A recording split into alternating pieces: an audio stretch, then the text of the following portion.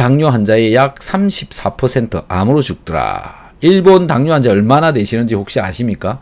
제가 오늘 잠깐 일본 데이터들을 살펴봤는데요. 900만 명 가까이 된다 라는 겁니다. 엄청 많죠. 우리나라 당뇨 환자는 500만 명, 2형 당뇨 환자 약 300만 명. 엄청난 숫자입니다. 그런데요, 그 300만 명 중에 앞으로 심각한 문제가 발생할 수 있는 사람들이 있더라라는 거죠. 자, 오늘 이 네 가지에 관해서 이야기를 좀 해보려고 합니다. 네, 당뇨와 전쟁을 해야 되는 수준이 온 게 아닌가 이렇게 생각이 되어지고요. 당뇨를 극복하고 당뇨를 예방하기 위해서 해야 되는 것들. 첫 번째, 먹는 음식물이 굉장히 중요하다 이렇게 얘기를 하고 있는데요. 골고루 먹자입니다. 골고루 먹자. 여러분들은 드시고 있는 음식물 얼마나 골고루 먹고 있는지 모르겠습니다. 개 중에는요, 저녁 식사 때 이제 뭐 회식이다 그러면은 어떤 사람은 술과 고기만 먹는 사람이 있습니다. 나는 술 마실 때는 탄수화물 먹지 않습니다. 나는 야채도 반찬도 아무것도 안 먹어도 고기만 오로지 먹는 사람들 많이 있더라고요. 자, 이 골고루 먹는 것과 두세 종류만 먹는 것의 차이점에 관해서 좀 말씀을 드리려고 하는 건데요. 일단은 우리 몸속에는 다양한 영양소가 필요하잖아요. 아주 다양한 종류의 영양소가 필요하다. 근데 그거는 음식의 종류가 다양해야 다양할 수가 있는 거죠. 하다못해 단백질만 해도 식물로부터 얻을 수 있는 아미노산의 종류가 다르고요. 육류로부터 얻을 수 있는 아미노산의 종류가 다르기 때문에 골고루 섞어서 먹어야 된다라는 거. 그래서 밥도 먹어야 되고 콩도 먹어야 되고요. 고기도 먹어야 된다. 근데 그것만 먹어도 되느냐? 야채, 일반적인 나물과 같은 채식 반찬 이런 것까지도 골고루 다 먹어주어야 된다라는 거죠. 그럼 그게 왜 그렇게 해야 되는 거냐라는 건데, 첫 번째 영양소가 골고루 잘 흡수되어져 들어가야 된다라는 것 때문에도 그렇지만, 지금 당뇨 이야기를 하고 있으니까요. 제가 보기에는 당뇨에 필수적으로 필요한 게 뭐냐면은 단백질이다 라는 건데, 왜 단백질이 필요하냐 라는 거죠. 이 단백질로부터 아미노산이 만들어지는데, 이 아미노산들이 모여서 만들어진 게 인슐린입니다. 그 다음에 글루카곤이라고 하는 겁니다. 그 다음에 GLP-1이라고 하는 겁니다. 글루카곤 양 프로테인 1 이렇게 얘기를 하기도 하고, 글루카곤 라이크 프로테인 1이라고도 하고요. 뭐 다양하게 이름을 부르고는 있습니다만, 어쨌든 자, 다시 한번 얘기해 볼게요. 우리 몸속의 당을 조절하는데 관여하는 호르몬 인슐린, 글루카곤, GLP-1 이렇게 세 가지의 호르몬이 합동작전으로 우리 몸속 혈중당 농도를 제어한다라는 거죠. 자, 이 세 가지의 물질, 호르몬은 무엇으로 만들어져 있느냐? 단백질, 즉 단백질이 분해해서 만들어진 아미노산으로부터 만들어져 있다. 이 아미노산이 모여서 만들어진 게 바로 글루카곤, 인슐린, GLP-1이다. 이게 작동하는 거다라는 거죠. 결국은 단백질을 잘 챙겨 먹지 않으면 이 세 가지의 아미노산으로부터 만들어지는 이 세 가지의 호르몬을 제대로 만들 수가 없다라는 거죠. 자, 그러면 저탄고지를 하는 동안 탄수화물은 줄이고 단백질은 먹겠죠. 지방도 먹겠죠. 자, 이걸로 배를 채우고 탄수화물은 적게 먹는 과정에 단백질은 충분하게 들어가니까 당뇨는 뭐 별 문제 없겠네. 당 조절은 잘하겠네. 이렇게 생각할 수 있겠죠. 또 당뇨 환자나 당뇨를 막기 위해서 다들 탄수화물 제한, 당질 제한식을 많이 하시고 있는 것 같은데요. 또 당뇨 환자이라서 당질 제한식을 하고 있는 것 같은데, 당질은 그럼 필요하냐 안 필요하냐, 이거죠. 그런데 많은 논문들에 의해서 당질 제한을 시키면 당뇨병이 온다라는 겁니다. 당질 제한을 하면. 그래서 결국은 당질 때문에 당뇨가 온 게 아니다라는 그런 이제 결론이 나고 있는 겁니다. 자, 좀 전에 말씀드렸던 골고루 잘 먹자 이 얘기 안에요. GLP-1, 인슐린, 글루카곤이라고 하는 호르몬을 만드는 그 외에 이 GLP-1을 만드는데 필요한 물질이 뭐냐면 여러 가지 물질이 필요하다. 우리가 섭취하는 음식물 중에 들어있는 다양한 물질들이 필요하다.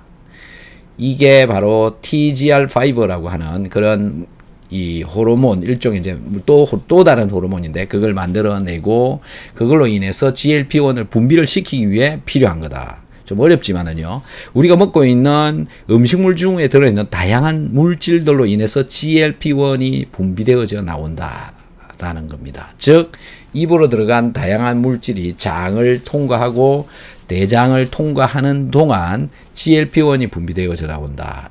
이것 때문에 여러 가지 물질을 다양하게 먹어야 된다. 그래서 골고루 먹어야 된다라고 하는 이런 이야기가 나오는 겁니다. 자, 그래서 골고루 먹자. 탄수화물, 단백질, 지방 약 5대 3대 2 비율 또는 6대 3대 1 비율. 네, 6대 3대 1 비율. 이런 식으로 골고루 먹어야 된다라는 거지. 탄수화물을 줄여서 먹어도 안 된다. 그 다음에 단백질을 적게 먹는 분들이 되게 많죠.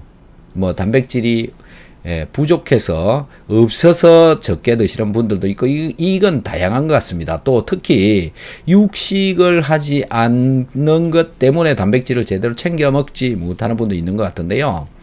연세가 들어가 계시는 예를 들어서 한 75세 이상 되시는 분들은 단백질을 철저하게 챙겨 먹지 않으면 여러 가지 질병에 노출되어진다. 특히 이 단백질은 우리 면역세포를 구성을 하는데 굉장히 중요하죠.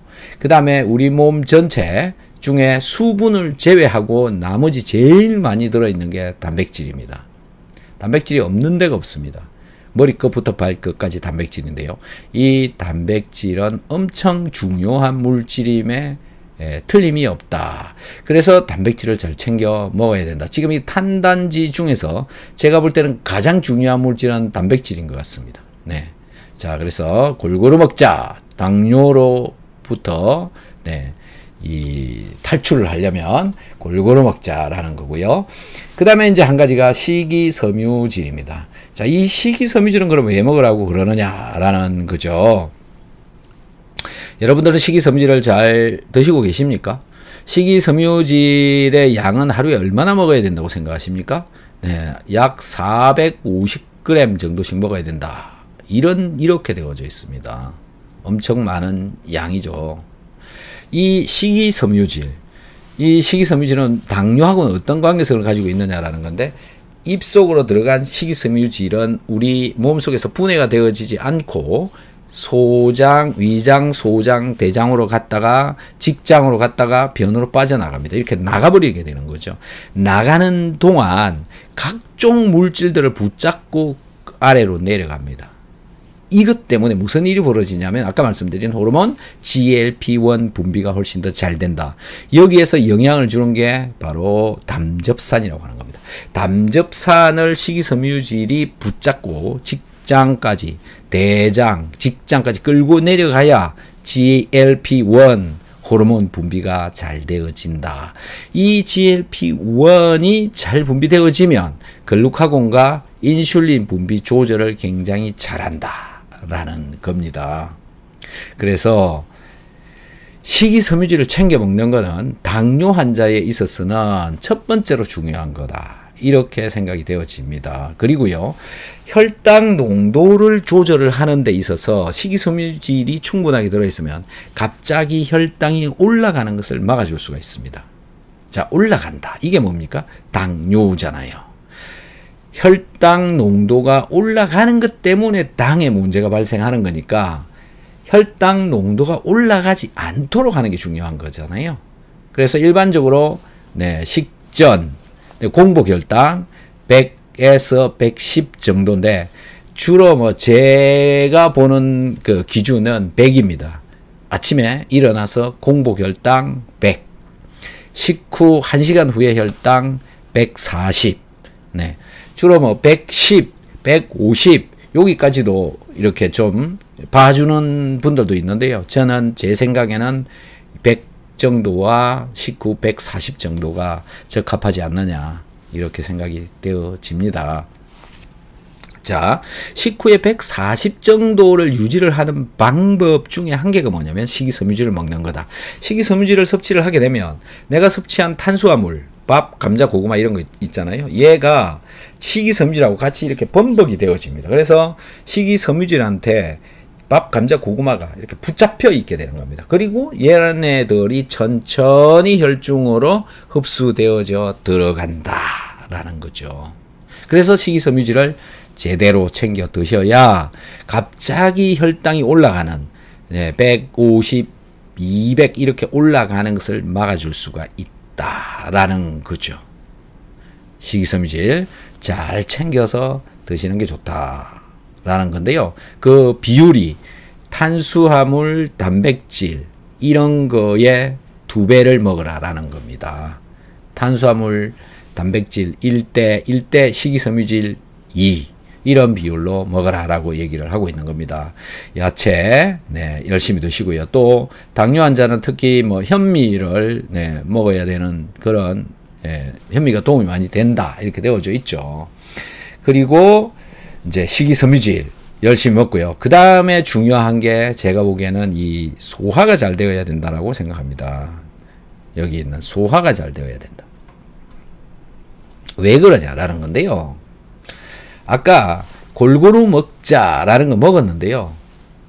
소화가 안 되는 분들이 많이 있는 것 같아요. 특히 당뇨 환자의 경우에는 당 농도가 혈중에서 높다 보니까 혈액 속의 당 농도가 높죠.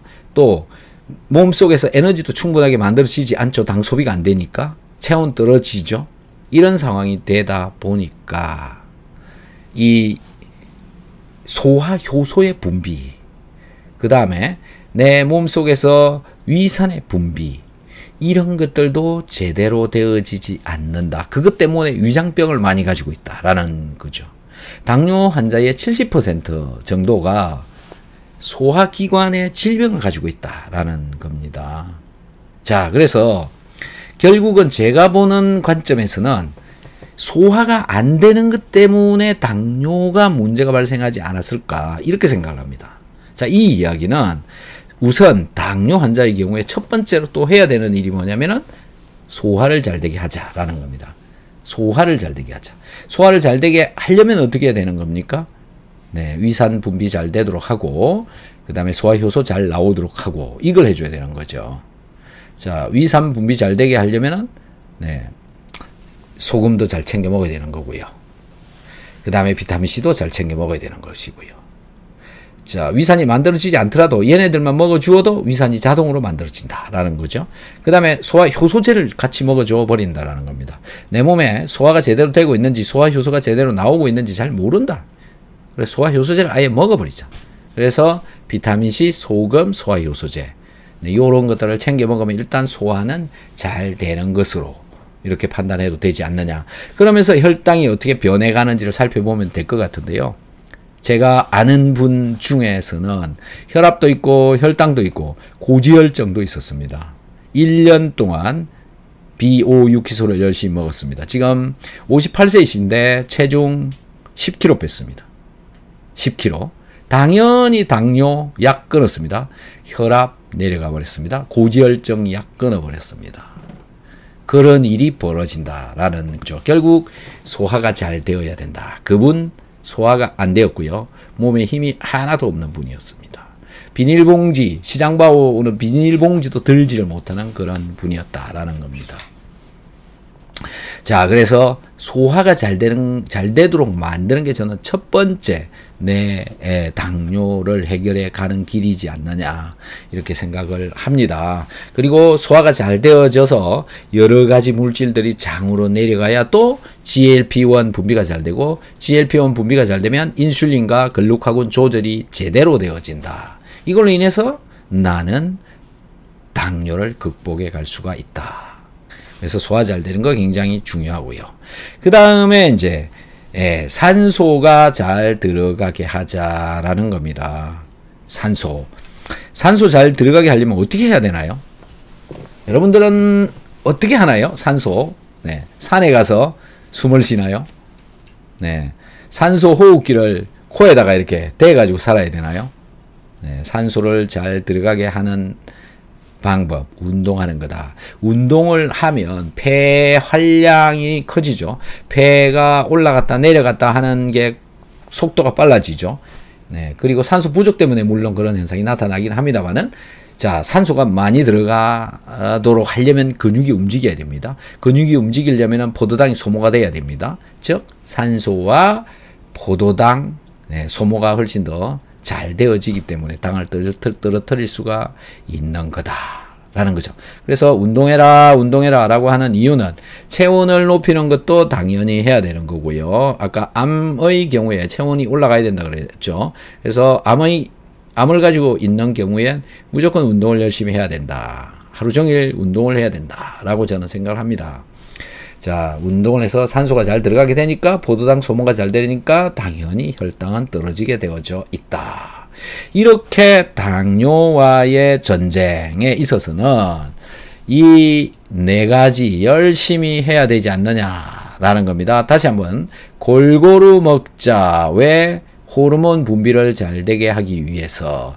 여러분들 중에는 이 단백질 섭취가 제대로 되어지지 않아서 호르몬 분비가 제대로 되어지지 않는 사람도 있을 수 있습니다. 그래서 단백질 섭취, 단백질 소화 이것만 잘 되는지를 한번 체크를 또 해보셔서 그것만 잘 돼버려도 당이 그냥 좋아져 버릴 수도 있지 않을까 이렇게 생각을 합니다.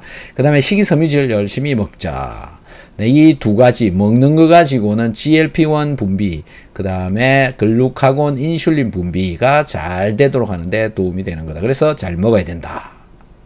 그 다음에 탄단지 골고루 잘 먹어야 된다. 탄수화물 빼놓고 먹으면 안 된다. 탄수화물 적게 먹으면 더 안 된다.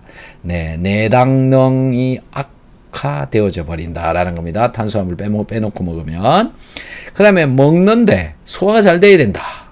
네, 그 다음에 이 먹은 거 다 없애려면 산소가 잘 들어가야 된다. 그래서 죽기 살기로 운동하자 라고 하는 게 제가 앞으로 여러분들한테 계속 이야기할 당뇨와의 전쟁 방법입니다.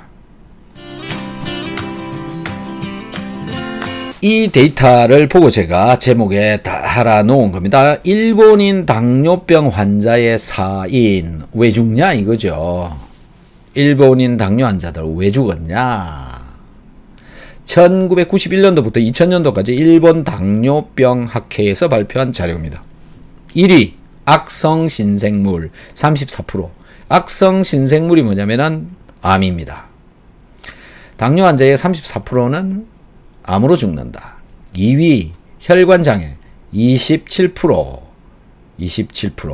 3위 감염증 14%. 뭐 이 정도로 되어져 있습니다. 어쨌든 당뇨 환자 암으로 많이 죽는다. 그러니까 당뇨를 현재 가지고 계시는 분, 당뇨를 오랫동안 알았던 분들이라면 암을 조심을 해야 된다. 암이 올지도 모른다. 3사람 중에 1명 정도다. 어떡하실 겁니까? 네, 암이 올지 모른다. 그래서 당뇨를 극복을 해야 되는 겁니다. 당뇨와 전쟁을 해서라도 이겨내야 된다. 라는 거죠. 네, 열심히 하셔야 되지 않을까요? 네. 자, 당 극복해 보도록 합시다. 자, 당뇨, 일본의 경우에, 일본 당뇨병 학회 하고요. 일본 암 학회 전문가들에 의해서 합동위원회를 했고, 그 보고서에 이런 글들이 실려 있습니다. 2013년도이긴 합니다만은, 자, 일본의 역학 데이터에서는 당뇨병이 있는 사람이 전체 암의 1.2배의 리스크가 증가한다. 1.2배. 그러니까 암이 걸릴 확률이, 당뇨를 가지고 계시는 분은 1.2배 정도 더 암이 더 잘 걸린다. 이런 얘기죠. 리스크가 증가한다. 되어진다. 당뇨를 가지고 있는 사람은 대장암은 1.4배나 증가하고, 간장암은 1.9배, 그 다음에 췌장암은 1.8배의 리스크를 증가시킨다. 자, 간하고 췌장에 유독 높죠. 왜일까요? 네, 당분이 이 장기들하고 연관성을 많이 가지고 있기 때문에 그렇다라고 저는 생각을 합니다. 자, 당뇨병에 의한 암 발생 촉진의 메커니즘으로는 인슐린 저항성, 즉 인슐린이 세포에 잘 가지를 못한다. 세포가 인슐린을 제대로 인지를 해내지를 못해서 암이 촉진되어진다. 당뇨 환자가 암이 촉진되어지는 이유가 이것 때문에 같이 고인슐린 혈증, 혈액 속에 인슐린 농도가 높아도 암이 더 잘 걸릴 수가 있다. 이런 거죠. 그러니까 여러분들이 이 당뇨 환자가 인슐린을 많이 맞는다라고 하는 게 결코 좋은 일이 아니다. 암까지 불러온다. 이런 얘기가 되는 거죠. 그 다음에 고혈당, 혈중 당 농도가 올라간다. 이것도 암을 불러온다. 그 다음에 염증이 있어도 암을 불러온다라고 예상을 하고 있다라는 거죠. 자, 이렇게 되면 어떻게 됩니까? 결국은 혈당을 떨어뜨려야 되고, 혈당은 결국 먹는 것과 관련되어져 있는데, 제가 보기에는 잘 먹어야 된다라는 겁니다. 많이 먹어야 된다 이런 얘기가 아니고요. 잘 먹어야 된다. 골고루 잘. 이렇게 먹는 게 이 당뇨를 벗어날 수 있는 길이지 않느냐, 이렇게 생각을 합니다. 2형 당뇨병과 암의 공통적인 위험 인자로는 가령 나이를 먹는다. 나이 먹는 것 때문에 암이 온다. 당뇨도 온다. 그 다음에 남성의 경우가 더 2형 당뇨나 암이 관련이 되어져 있다. 그 다음에 비만도 당뇨하고 암과 관련이 되어져 있다. 그 다음에 신체 활동량이 적다. 이것도 당뇨와 암과 연관성을 가지고 있는 인자다. 자, 신체 활동하고 뭐하고 관련이 있나요? 산소하고 관련이 있는 거죠. 산소를 얼마나 몸속에 집어넣어 주느냐, 이거하고 관련이 있다. 그 다음에 부적절한 식사, 아까 제가 잘 먹어야 된다 이렇게 말씀드렸죠. 그게 지금 이 말인데요. 빨간 육고기, 가공육을 과잉으로 섭취하는 경우에 문제가 발생한다. 이거죠. 자, 이거는 이 합성 화학물질들도 같이 들어와서 문제를 일으키지 않느냐, 이렇게 생각을 하고요. 그 다음에 야채나 과일이나 식이섬유 섭취가 부족해서도 암과 당뇨의 위험인자가 된다. 그 다음에 과잉의 음주, 술을 너무 많이 먹는 생활을 오랫동안 한다. 그 다음에 흡연, 이런 것들이 올라올 수 있다.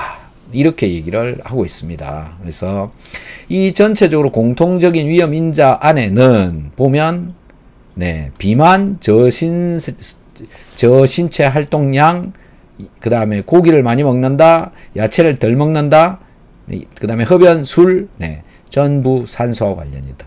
그래서 산소를 열심히 몸속으로 잘 들어가도록 하는 것이 암도 당뇨도 극복해 갈 수 있는 올바른 길이지 않느냐라는 겁니다. 그래서 혹자들은 이런 이야기도 하고 이런 책들도 있습니다. 죽을 만큼 걸으면 산다. 걸어 다니면 몸에 열이 나고요. 열이 나니까 체온이 만들어지니까 암도 도망간다. 그 다음에 운동을 하니까 산소가 들어오고 산소가 들어오니까 포도당이 사라져간다. 즉 당뇨도 극복한다. 이게 다 되는 거죠. 얼마나 좋습니까? 네, 지금 극복하기 힘든 질병에 노출되어져서 고생을 하시고 계시는 분 당장 걸어보십시오. 네, 당장 걸어보시면 삶이 달라집니다. 체온을 높여야 된다고 생각을 합니다. 자, 일본 당뇨학회 암학회 전문가에 의한 위원회에서 보고한 내용, 부적절한 식사, 운동 부족, 흡연, 과잉 음주는 당뇨병과 암의 이환의 공통적인 위험 인자가 되기 때문에 당뇨병 환자에 있어서 식사요법, 운동요법, 흡연, 음주, 금연, 절주는 암 리스크를 감소시키는 길이 될 가능성이 있다라는 겁니다. 식사요법, 운동요법 잘 먹어야 된다. 뭐 당연히 금연절주는 해야 되겠죠. 그러니까 결국 잘 먹어야 된다라는 이야기가 또 나오는 겁니다. 식사요법, 그 다음에 운동요법, 이 두 가지만 잘해도 네, 리스크를 많이 줄일 수가 있다. 특정의 당뇨 치료약이 암에 의한 리스크에 영향을 주는지 주지 않는지에 대한 증거는 현 시점에서는 한정적으로 있다. 당뇨약이 암을 만들 수 있는 것은 그렇게 많은 증거를 갖고 있지 않다. 네, 아직 한정적이다. 네, 요 아래에 있나 봐요. 당뇨병이라고 하는 이 잡지인데요. 2013년도 이 잡지인데 여기에 이런 이야기가 나와 있나 봅니다. 한정적으로 되어져 있다. 자, 그래서 이건 뭐 당뇨약은 크게 신경을 안 써도 될 것 같고요. 운동 열심히 하고 잘 먹는 거가 길이다. 이렇게 되어집니다. 자, 그래서 이 당뇨병 환자가 가려 후 예후가 불량이 되는 요인이 뭐냐? 당뇨 환자가 암 치료를 하고 난 뒤에도 예후가 안 좋아지는 이유가 뭐였냐라는 건데요.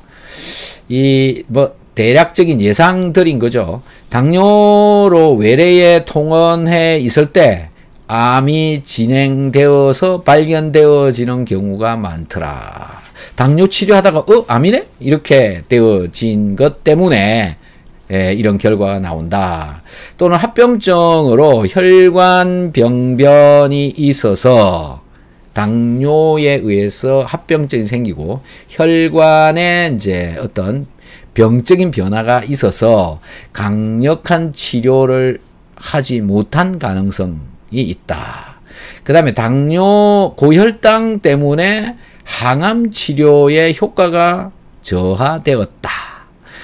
또 암 이것 자체에 의한 사망 외에도 합병증에 의해서 사망률이 상승하는 가능성이 있다. 이런 것들 때문에 당뇨 환자는 암 치료하기도 어려워진다. 예후도 좋지 않다. 이런 얘기를 하고 있습니다. 무섭지 않습니까? 자, 어떻게 해야 되나요? 그러니까 결국은 당뇨를 해결을 봐야 된다. 암 환자의 경우에는 당뇨부터 잡아야 된다라는 거죠. 이걸 먼저 해야 된다라고 저는 봅니다. 왜 그러냐면 당뇨가 있는 이유는 산소가 제대로 안 가고 있는 몸이다라는 거고요. 산소가 제대로 가야 되는데 산소가 제대로 안 가면 에너지를 만들어내지 못한다라는 거죠. 에너지가 만들어져 나오지 않으면 체온이 안 되니까 결국 암세포는 스스로 자랄 수밖에 없다. 산소가 안 오고 에너지가 안 만들어지니까 암세포는 자랄 수밖에 없는 환경을 만들어 줘 버린다라는 거죠. 그래서 암치료 이전에 당뇨를 먼저 저는 잡아야 된다라고 계속 얘기를 하고 있는 겁니다. 자, 그리고 당뇨를 잡기 이전에 먼저 잡아야 되는 게 뭡니까? 소화입니다. 소화가 제대로 되어야 당뇨도 잡을 수가 있는 거죠. 무슨 얘기입니까? 그러면 소화가 안 되는 몸을 가지고 암 여기에 접근하는 것 자체가 정말 잘못되어져 있는 것이지 않느냐 이렇게 생각을 하는 겁니다. 어떻게 공감이 되시는지 모르겠습니다. 자, 그래서 여러분들이 먹고 있는 음식물들 소화가 잘 되어야 되고요.